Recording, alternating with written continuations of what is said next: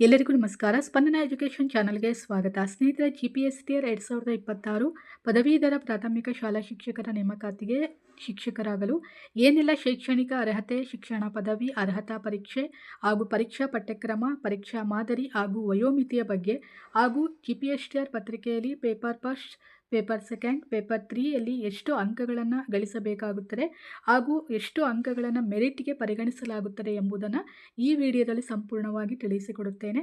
ಹಾಗೆ ವಿಡಿಯೋವನ್ನು ಸ್ಕಿಪ್ ಮಾಡದೆ ಪೂರ್ತಿಯಾಗಿ ನೋಡಿ. ಹಾಗೆ ಯಾರೆಲ್ಲ ನಮ್ಮ ಚಾನಲನ್ನು ಸಬ್ಸ್ಕ್ರೈಬ್ ಮಾಡಿಕೊಂಡಿಲ್ಲ, ಸಬ್ಸ್ಕ್ರೈಬ್ ಮಾಡಿಕೊಳ್ಳಿ. ಸ್ನೇಹಿತರೆ, GPSTR ಇದರ ಫುಲ್ ಫಾರ್ಮ್ ಅಂತ ಹೇಳಿದರೆ graduate primary school teacher recruitment ಅಂತೇಳಿ ಕರೆಯುತ್ತೇವೆ. ಸೊ GPSTR ಪರೀಕ್ಷೆಯ ಅರ್ಹತೆ ಮತ್ತು ಪಠ್ಯಕ್ರಮದ ವಿವರಗಳ ಬಗ್ಗೆ ತಿಳಿದುಕೊಳ್ಳೋಣ. ಶೈಕ್ಷಣಿಕ ಅರ್ಹತೆಯನ್ನು ಅಂದರೆ ಎಜುಕೇಷನ್ ಏನಾಗಿರಬೇಕು ಅನ್ನೋದ್ರ ಬಗ್ಗೆ ತಿಳ್ಕೊಳ್ಳೋಣ. ಮೊದಲಿಗೆ ಪದವಿ ಅಂದರೆ ಗ್ರ್ಯಾಜುಯೇಷನ್ ಡಿಗ್ರಿಯಲ್ಲಿ ಮಾನ್ಯತೆ ಪಡೆದ ವಿಶ್ವವಿದ್ಯಾನಿಲಯದಿಂದ ಸಂಬಂಧಿತ ವಿಷಯದಲ್ಲಿ ಪದವಿಯನ್ನು ಹೊಂದಿರಬೇಕು.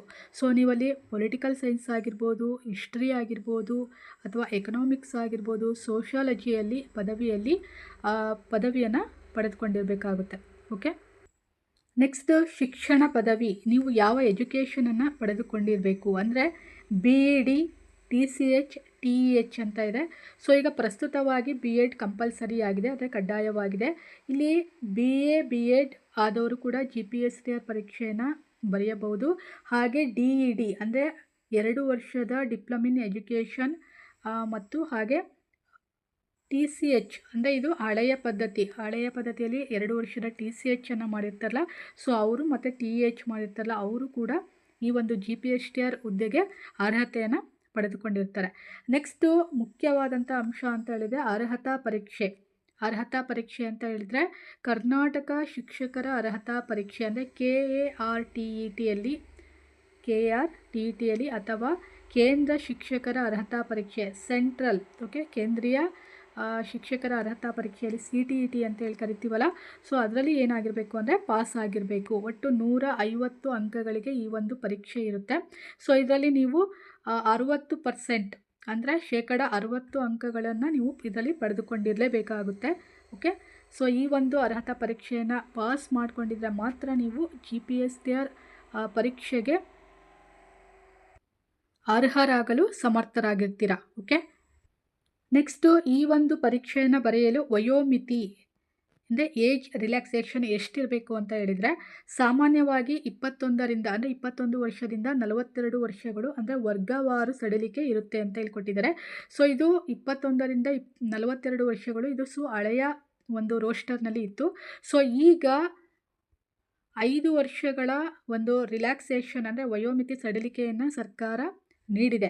ಸೊ ಯಾವುದಕ್ಕೆ ಎಷ್ಟು ವಯೋಮಿತಿ ರಿಲ್ಯಾಕ್ಸೇಷನನ್ನು ನೀಡಿದೆ ಅಂತ ಹೇಳಿದರೆ, ಫಸ್ಟು ಸಾಮಾನ್ಯ ವರ್ಗ ಅಂದರೆ ಜನರಲ್, ಇದು ಹಳೆಯ ಪದ್ಧತಿಯಲ್ಲಿ 40 ವರ್ಷಗಳ ಒಂದು ರಿಲ್ಯಾಕ್ಸೇಷನ್ ಇತ್ತು, ಸೊ ವಯೋಮಿತಿ ಇತ್ತು. ಸೊ ಈಗ ಜನರಲ್ ಅಂದರೆ ಸಾಮಾನ್ಯ ವರ್ಗಕ್ಕೆ 45 ವರ್ಷಗಳನ್ನು ನೀಡಲಾಗಿದೆ. ನೆಕ್ಸ್ಟು OBC ಅಂತ ಹೇಳಿದರೆ ಇತರೆ ಹಿಂದುಳಿದ ವರ್ಗಗಳಿಗೆ ಹಳೆಯ ಪದ್ಧತಿಯಲ್ಲಿ 43 ವರ್ಷಗಳಿತ್ತು. ಸೊ ಈಗ ಅವರಿಗೆ 48 ವರ್ಷಗಳ ವಯೋಮಿತಿ ಇದೆ. ನೆಕ್ಸ್ಟು SC ST ಮತ್ತು ಕ್ಯಾಟಗರಿ 1, ಸೊ ಇವರಿಗೆ ಅಂದರೆ ಪರಿಶಿಷ್ಟ ಜಾತಿ, ಪರಿಶಿಷ್ಟ ವರ್ಗ ಮತ್ತು ಪ್ರವರ್ಗ 1 ಈ ಒಂದು ಅಭ್ಯರ್ಥಿಗಳಿಗೆ ಎಷ್ಟು ಅಂತ ಹೇಳಿದರೆ ಹಳೆಯ ಪದ್ಧತಿಯಲ್ಲಿ 45 ವರ್ಷ ಇತ್ತು. ಸೊ ಈಗ 5 ವರ್ಷ ರಿಲ್ಯಾಕ್ಸೇಷನ್ ಕೊಟ್ಟಿರೋದ್ರಿಂದ ಸೊ 50 ವರ್ಷಗಳ ಒಂದು ವಯೋಮಿತಿ ಸಡಿಲಿಕೆಯನ್ನು ನೀಡಲಾಗಿದೆ. ಸೊ ಇದು ಎಲ್ಲ ಅಧಿಸೂಚನೆಗಳಿಗೆ ಈ ಒಂದು ವಯೋಮಿತಿ ಸಡಿಲಿಕೆ ಅನ್ವಯ ಆಗುತ್ತೆ.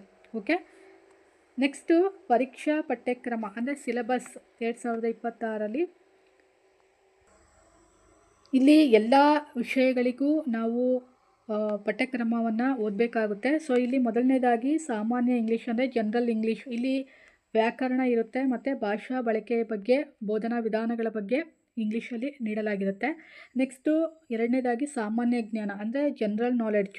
ಸೊ ಜನರಲ್ ನಾಲೆಡ್ಜ್ ಅಂತ ಹೇಳಿದರೆ ಪ್ರಚಲಿತ ವಿದ್ಯಮಾನಗಳು ಅಂದರೆ ಈಗ ಪ್ರಚಲಿತವಾಗಿರುವಂಥ ಪ್ರಮುಖ ಸುದ್ದಿಗಳ ಬಗ್ಗೆ ಮತ್ತು ಪ್ರಮುಖ ದಿನಗಳು, ಪ್ರಮುಖ ಇಂಪಾರ್ಟೆಂಟ್ ಡೇಟ್ಸ್ಗಳ ಬಗ್ಗೆ ಮತ್ತು ಘೋಷಣೆಗಳು, ಯಾವೆಲ್ಲ ಘೋಷಣಾ ವಾಕ್ಯಗಳನ್ನು ಪ್ರಸ್ತುತವಾಗಿ ನೀಡಲಾಗಿರುತ್ತಲ್ಲ, ಸೊ ಅವುಗಳ ಬಗ್ಗೆ ಸಾಮಾನ್ಯ ಜ್ಞಾನದಲ್ಲಿ ಮುಖ್ಯವಾಗಿ ಕೇಳಲಾಗುತ್ತೆ. ಓಕೆ. ನೆಕ್ಸ್ಟು ಮೂರನೇದಾಗಿ ಮಾನಸಿಕ ಸಾಮರ್ಥ್ಯ ಅಂದರೆ ಜನರಲ್ ಮೆಂಟಲ್ ಆಪ್ಟಿಟ್ಯೂಡ್ ಟೆಸ್ಟ್ ಅಂತ ಹೇಳಿ ಇರುತ್ತೆ. ಸೊ ಇದು ಮಾನಸಿಕ ಸಾಮರ್ಥ್ಯದ ಬಗ್ಗೆ ಕೆಲವು ಪ್ರಶ್ನೆಗಳನ್ನು ಕೂಡ ಕೇಳಲಾಗುತ್ತೆ. ನೆಕ್ಸ್ಟು ನಾಲ್ಕನೇದಾಗಿ ಶೈಕ್ಷಣಿಕ ಮನೋವಿಜ್ಞಾನ ಅಂದರೆ ಎಜುಕೇಷನಲ್ ಸೈಕಾಲಜಿ ಬಗ್ಗೆ ಕೇಳಲಾಗುತ್ತೆ. ಅಂದರೆ ಬಾಲಿಕಾ ಅಭಿವೃದ್ಧಿ ಮತ್ತು ಬೋಧನಾಶಾಸ್ತ್ರ ಅಂತೇಳಿ ಕರಿತೀವಿ. So child development and pedagogy ಬೋಧನಾ ವಿಧಾನಗಳ ಬಗ್ಗೆ ಒಟ್ಟು 25-30 ಮಾರ್ಕ್ಸಿಗೆ ಸಾಮಾನ್ಯ ವಿಷಯದಲ್ಲಿ ಇದನ್ನು ಕೇಳಲಾಗುತ್ತೆ. ಓಕೆ. ನೆಕ್ಸ್ಟು 5ನೇ ವಿಷಯ ಅಂತೇಳಿದರೆ ಮೌಲ್ಯ ಮತ್ತು ಆರೋಗ್ಯ ಶಿಕ್ಷಣ ಅಂದರೆ ವ್ಯಾಲ್ಯೂ ಆ್ಯಂಡ್ ಹೆಲ್ತ್ ಎಜುಕೇಷನ್ ಬಗ್ಗೆ 15 ಮಾರ್ಕ್ಸಿಗೆ ಸಾಮಾನ್ಯ ವಿಷಯದಲ್ಲಿ ಕೇಳಲಾಗುತ್ತೆ. ನೆಕ್ಸ್ಟು 6ನೇ ವಿಷಯ ಅಂತೇಳಿದರೆ ಕಂಪ್ಯೂಟರ್ ಸಾಕ್ಷರತೆ ಅಂದರೆ ಕಂಪ್ಯೂಟರ್ ಲಿಟರಸಿ. ಇದು 10 ಮಾರ್ಕ್ಸಿಗೆ ಈ ಒಂದು ಕಂಪ್ಯೂಟರ್ ಸಾಕ್ಷರತೆ ಬಗ್ಗೆ ಕೇಳಲಾಗುತ್ತೆ. ಸೊ ಇದು ಸಾಮಾನ್ಯ ಜ್ಞಾನ ವಿಷಯಕ್ಕೆ ಸಂಬಂಧಿಸಿದಂತೆ ಒಟ್ಟು 150 ಅಂಕಗಳಿಗೆ ಇರುತ್ತೆ. ಸೊ ಇಲ್ಲಿ ಎಲ್ಲ ವಿಷಯಗಳನ್ನು ನಾವು ಓದಲೇಬೇಕಾಗುತ್ತೆ. ಓಕೆ. ಇಲ್ಲಿ ಸಾಮಾನ್ಯ ಇಂಗ್ಲೀಷ್, ಸಾಮಾನ್ಯ ಕನ್ನಡ ಮತ್ತು ಎಜುಕೇಷನಲ್ ಸೈಕಾಲಜಿ ಮತ್ತು ಪೆಡಗಾಜಿ, ಹಾಗೆ ಮೌಲ್ಯ ಮತ್ತು ಆರೋಗ್ಯ ಶಿಕ್ಷಣ, ಕಂಪ್ಯೂಟರ್ ಸಾಕ್ಷರತೆ ಬಗ್ಗೆ ನಾವು ಪ್ರತಿಯೊಂದು ವಿಷಯಗಳನ್ನು ಈ ಹುದ್ದೆಗಳಿಗೆ ಓದಬೇಕಾಗುತ್ತೆ. ಓಕೆ. ನೆಕ್ಸ್ಟ್ ಸ್ನೇಹಿತರೆ ಪರೀಕ್ಷಾ ಮಾದರಿ. ಸೊ ಇದು GPSTR ಪತ್ರಿಕೆಯು ಒಟ್ಟು 3 ಪತ್ರಿಕೆಗಳನ್ನು ಒಳಗೊಂಡಿರುತ್ತೆ. ಎಷ್ಟು? ಒಟ್ಟು 3 ಪ್ರಶ್ನೆ ಪತ್ರಿಕೆಗಳನ್ನು ಒಳಗೊಂಡಿರುತ್ತೆ. ಅಂಕಗಳು 400 ಅಂಕಗಳಿಗೆ ಈ ಒಂದು ಪ್ರಶ್ನೆ ಪತ್ರಿಕೆ ಇರುತ್ತೆ.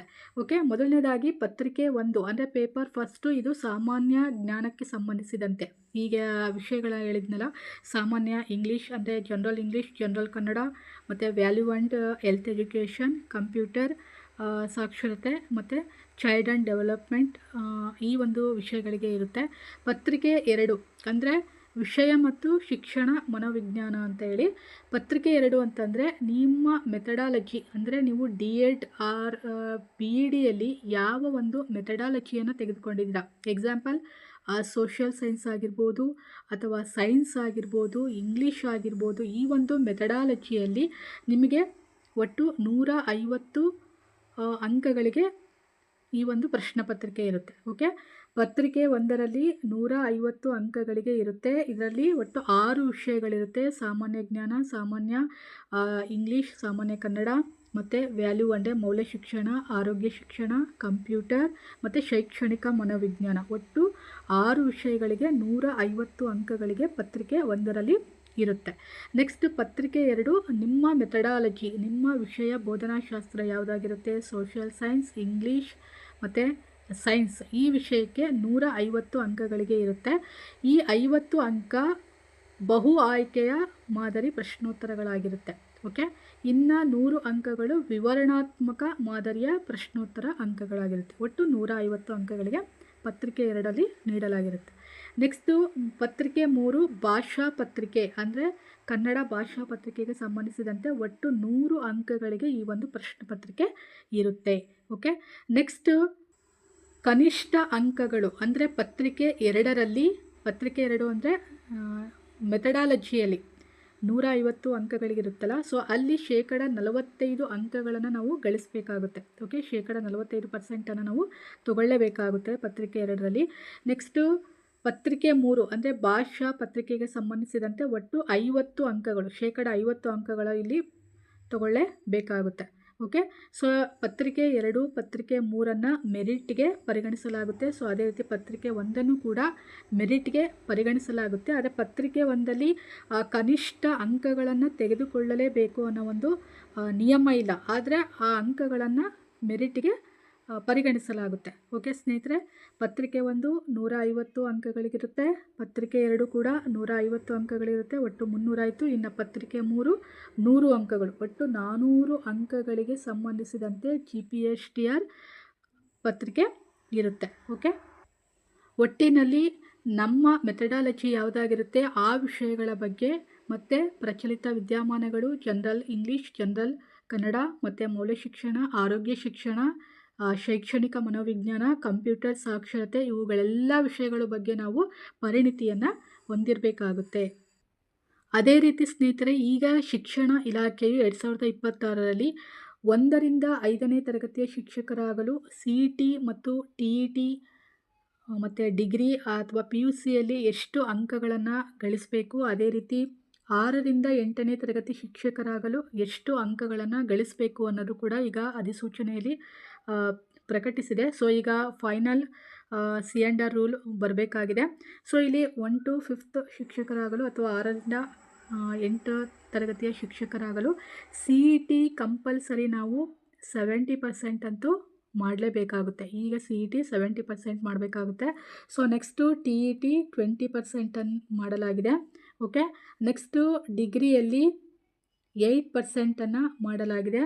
ಅದೇ ರೀತಿ BED ಅಥವಾ DED ಯಲ್ಲಿ 2% ಮಾಡಲಾಗಿದೆ. CET 70% ಇರಬೇಕು, TET 20% ಇರಬೇಕು. ನೆಕ್ಸ್ಟು ಡಿಗ್ರಿಯಲ್ಲಿ 8% ಇರಬೇಕು ಮತ್ತು BED ಅಥವಾ DEDಯಲ್ಲಿ 2% ಮಾಡಲಾಗಿದೆ. ಓಕೆ, ಅದೇ ರೀತಿ ಸ್ನೇಹಿತರೆ PUCಯಲ್ಲಿ ಓವರಾಲ್ 50% ಇರಬೇಕು ಅಂತ ಹೇಳಿ ಶಿಕ್ಷಣ ಇಲಾಖೆಯು ಹೇಳಿದೆ. ಆದರೆ ಪ್ರತಿಯೊಬ್ಬರು ಕೂಡ PUC ಸೈನ್ಸ್ ಆಗಿರ್ಬೋದು, ಆರ್ಟ್ಸ್ ಆಗಿರ್ಬೋದು, ಈಚ್ ಸಬ್ಜೆಕ್ಟ್ನಲ್ಲಿ 40 ಅಂಕಗಳನ್ನು ಅಥವಾ 35 ಅಂಕಗಳನ್ನು ತೆಗೆದಿರ್ತಾರೆ. ಸೊ ಇದು ಎಲ್ಲರಿಗೂ ಕೂಡ ಗೊಂದಲಕ್ಕೀಡಾಗಿದೆ. ಸೊ PUCಯಲ್ಲಿ ಓವರಾಲ್ 50% ಮಾಡಿದರೆ ಎಲ್ಲರೂ ಕೂಡ PSTR ಹುದ್ದೆಗೆ ಅಪ್ಲೈಯನ್ನು ಮಾಡ್ಬೋದು. ಇಲ್ಲ ಅಂತಂದರೆ ಇದರಿಂದ ಅನೇಕ ಅಭ್ಯರ್ಥಿಗಳು ಈ ಒಂದು PSTR ಹುದ್ದೆಯಿಂದ ಹೊರಗುಳಿಯುತ್ತಾರೆ. ಸೊ ಇದರಿಂದ ಎಲ್ಲರಿಗೂ ಕೂಡ ಆತಂಕವಾಗಿದೆ. ನೋಡೋಣ ಕೊನೆಯದಾಗಿ C&R ರೂಲ್ನಲ್ಲಿ PUC ಓವರಾಲ್ 50% ಮಾಡಿದರೆ PSTR ಹುದ್ದೆಗೆ ಎಲ್ಲರೂ ಕೂಡ ಅಪ್ಲೈಯನ್ನು ಮಾಡ್ಬೋದು.